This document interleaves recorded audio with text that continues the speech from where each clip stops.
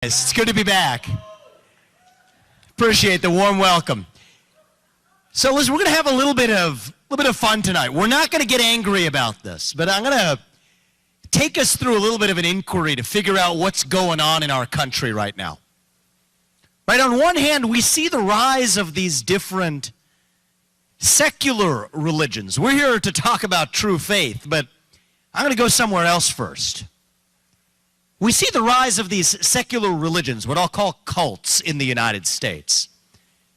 The first of them is a cult of racial wokeism. I wrote a book about this a few years ago.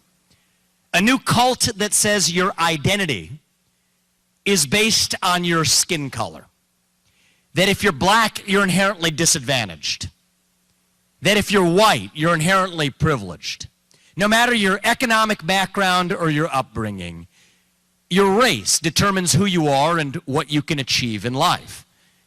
Now, this is a little bit odd because that runs counter to what Martin Luther King told us in the Civil Rights Movement, that we wanted to be judged not on the color of our skin, but on the content of our character.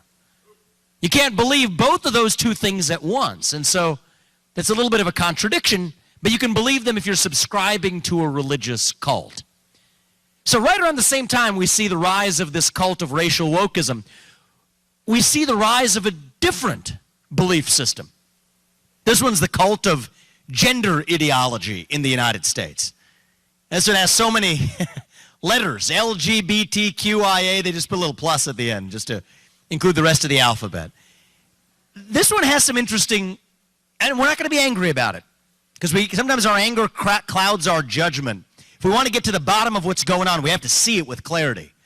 This one says the sex of the person you're attracted to is hardwired on the day you're born because it had to be in order for gay rights to be civil rights.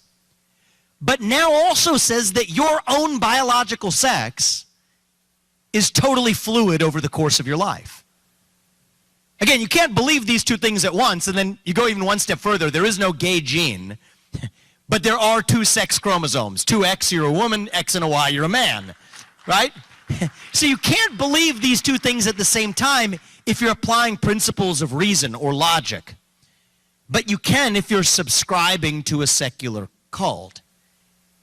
So you got racial wokeism, you've got gender ideology, then at the same time you see now the rise of this third cult in the United States, the cult of the climate, that says we have to abandon carbon emissions at all cost in the United States, even as we're perfectly fine shifting those same carbon emissions to places like China when they tell us it was supposedly about global warming. And then you see the same people who are opposed to carbon emissions in the United States are also the ones who are most opposed to nuclear energy, the greatest form of carbon-free energy production known to mankind. These are contradictions. So I could go on all night. We could go one secular cult after another. But that's not my point. My point in raising this is to ask a deeper question. What the heck is going on in our country that we see the rise of these very different secular cults at the same time? Here's the answer.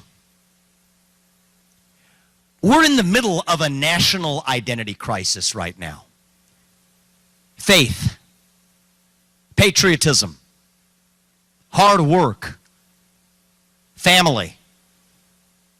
These things have disappeared, and that leaves a moral vacuum in its wake. And when you have a black hole that runs that deep, that is when the poison fills the void. I say this to you as a relatively young person doing what I'm doing now. I'm 38 years old. I'm a millennial. I was born in 1985. I'll tell you, speaking as a member of my generation, what's going on. We are hungry for a cause. We are starved for purpose and meaning and identity at a point in our national history when the things that used to fill that void, belief in God, belief in country, belief in self, these things have disappeared. And when you have a black hole in your heart that is when the poison fills the void. Here's the actual secret. It almost doesn't matter what the poison is, actually. I've made this mistake over the last several years. I wrote my first book, Woke Inc., wrote a second book about victimhood culture. It's like playing a game of whack-a-mole. You get the wokeism down here, you got some transgenderism over there, got that down, COVIDism over here, got that down, climatism's up again, globalism. It's an endless cycle. But do you think it's a coincidence? Wokeism, transgenderism, climatism, COVIDism, globalism, depression, anxiety, fentanyl, suicide. These are symptoms of a deeper void.